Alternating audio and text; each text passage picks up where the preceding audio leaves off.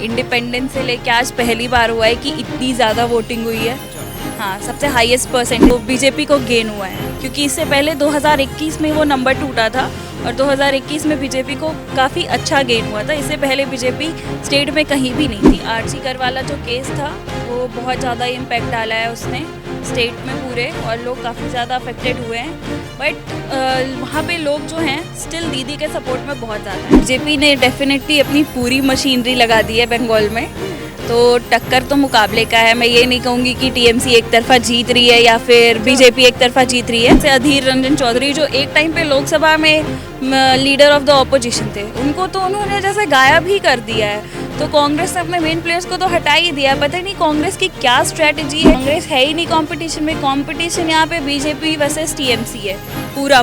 और तमिलनाडु में भी देखिए तो उनके जो पार्टी के लीडर हैं, मतलब उनका जो अलायंस है डीएमके के साथ, स्टालिन ने राहुल गांधी के साथ में चुनाव प्रचार करने से ही मना कर दिया। नमस्ते, मैं शमी, सौगन टीवी देख रहे हैं आप। 23 तारीख को बंगाल विधानसभा चुनाव का पहला चरण का मतदान हो चुका है। महिलाओं ने बढ़ चढ़कर वोट दिया है। मतलब कि हमारे देश की महिलाएं बहुत ज़्यादा जागरूक हैं। पिछले दिनों जितने भी जगहों पर, जितने भी राज्यों में विधानसभा चुनाव हुए हैं, हमने देखा महिलाओं के वोट परसेंटेज पुरुषों से ज़्यादा हैं।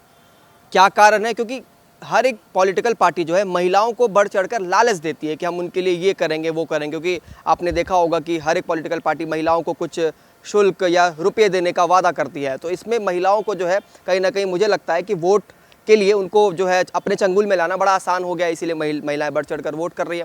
लेकिन बंगाल विधानसभा चुनाव क्या बीजेपी के लिए जीतना इतना आसान हो सकता है केवल महिलाओं को लालच देकर? बहुत सारी चीज़ें हैं। ये सवाल का जवाब भी हम एक महिला से ही लेंगे कि महिला किस तरीके से विधानसभा चुनाव को देख रही है। नमस्ते मैम। नमस्ते। बंगाल विधानसभा चुनाव का पहला चरण का मतदान हुआ, कैसे देख रही हैं?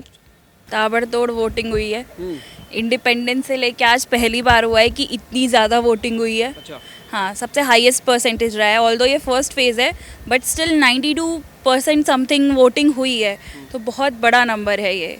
और जब भी बंगाल में इतनी ज़्यादा वोटिंग हुई है तो बीजेपी को गेन हुआ है, क्योंकि इससे पहले 2021 में वो नंबर टूटा था और 2021 में बीजेपी को काफ़ी अच्छा गेन हुआ था। इससे पहले बीजेपी स्टेट में कहीं भी नहीं थी। तो पार्टी उम्मीद कर रही है कि उनको नंबर्स मिलेंगे। हमने ना बंगाल में आरजीकर मेडिकल कॉलेज में रेप एंड मर्डर केस देखा, फिर मुर्शिदाबाद में हमने पलायन देखा, फिर मालदा में हमने न्यायिक अधिकारियों का जो है वहाँ पर बंदी बना लिया गया। तो इन सब चीज़ों को देखते हुए, और ममता बनर्जी के कुछ बयान भी शायद आपको याद हो, जो महिलाओं के खिलाफ चीज़ें कह रही थी कि 7 बजे के बाद घर से बाहर ना निकलना हो, या फिर रेप करवाने, अगर रेप किसी महिला का हो जाता तो 10 लाख रुपये देना हो। तो इन सब चीज़ों को देखते हुए क्या महिला जो है इस बार बीजेपी की ओर शिफ्ट हो सकती है? ज़रूर मैं कहूँगी। आरजी कर वाला जो केस था वो बहुत ज़्यादा इम्पैक्ट डाला है उसने स्टेट में पूरे, और लोग काफ़ी ज़्यादा अफेक्टेड हुए हैं। बट वहाँ पे लोग जो हैं स्टिल दीदी के सपोर्ट में बहुत ज़्यादा हैं। तो आई वोंट से कि क्या कारण है कि दीदी को इतना ज़्यादा सपोर्ट करते हैं वहाँ के लोग?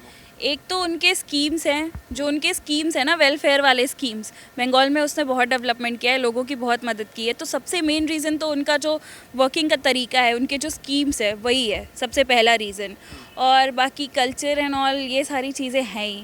तो दीदी खेला होबे कि ना होबे बीजेपी के, हमने आपने देखा होगा शायद अमित शाह जी हो, नरेंद्र मोदी जी हो, जितने भी और तमाम, योगी आदित्यनाथ खुद वहाँ पर मौजूद थे, दिल्ली की मुख्यमंत्री रेखा गुप्ता वहाँ पर मौजूद थी। सभी मुख्यमंत्री अभी इस वक्त बंगाल चुनाव में व्यस्त हैं। बीजेपी ने डेफिनेटली अपनी पूरी मशीनरी लगा दी है बंगाल में, तो टक्कर तो मुकाबले का है। मैं ये नहीं कहूँगी कि टीएमसी एक तरफा जीत रही है या फिर बीजेपी एक तरफा जीत रही है। टक्कर का मुकाबला है। सब में सबसे बड़ा सवाल कि कांग्रेस कहाँ है? कांग्रेस नहीं है कहीं, कांग्रेस खत्म हो चुकी है। और सबसे बड़ी बात, कांग्रेस के जो नेता थे ना, जो बंगाल से जुड़े हुए थे, उनके काफ़ी अच्छे नेता, जैसे अधीर रंजन चौधरी जो एक टाइम पे लोकसभा में लीडर ऑफ द ऑपोजिशन थे, उनको तो उन्होंने जैसे गायब ही कर दिया है। तो कांग्रेस ने अपने मेन प्लेयर्स को तो हटा ही दिया। पता ही नहीं कांग्रेस की क्या स्ट्रैटेजी है, कौन स्ट्रैटेजी बनाता है, खत्म हो चुकी है कांग्रेस। मतलब अभी के, मतलब जो जितने भी जगह चुनाव हो रहे हैं, अभी के लिए नहीं सोच रही, आगे के लिए सोच रही होगी। उनका फ्यूचर प्लान कुछ और हो। जब तक आप अभी में प्रेजेंट में नहीं जिएंगे तो फ्यूचर में क्या जिएंगे? तो प्रेजेंट में तो पहले जिए, तो फ्यूचर। कांग्रेस का कोई मतलब वहाँ पर नहीं दिख रहा है, जमीनी स्तर पर भौकाल या फिर उनके समर्थन कुछ भी नहीं, वहाँ पे नहीं है। मुझे लगता है शायद कंपटीशन में नहीं है। कांग्रेस है ही नहीं कंपटीशन में। कंपटीशन यहाँ पे बीजेपी वर्सेस टीएमसी है पूरा पूरा। और तमिलनाडु में भी देखिए तो उनके जो पार्टी के लीडर हैं, मतलब उनका जो अलायंस है डीएमके के साथ, स्टालिन ने राहुल गांधी के साथ में चुनाव प्रचार करने से ही मना कर दिया था। क्यों? तो कितना बड़ा सेटबैक है ये। मना कर दिया तो पार्टी के लिए सेटबैक है। इवन लीडर ऑफ ऑपोजिशन, विपक्ष के सबसे सम्मानित नेता, युवा नेता, उनके साथ मना कर दिया। हाँ, मना कर दिया। तो क्या कारण हो सकता है? पता नहीं, अब उनका इंटरनल मैटर होगा, लेकिन उनको मना कर दिया तो ज़रूर अलायंस में कुछ ना कुछ दिक्कत हो सकती है, माइट भी।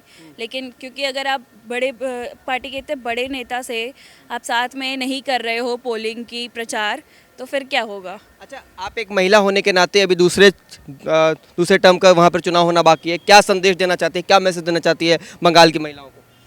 यही कि अपने वोट का यूज़ करो, अधिकार अपना जो भी है फंडामेंटल ड्यूटीज़ उसको पूरा करो, है ना। और एक अच्छी सरकार चुनो जो आपके लिए काम करे, डेवलपमेंट के लिए काम करे।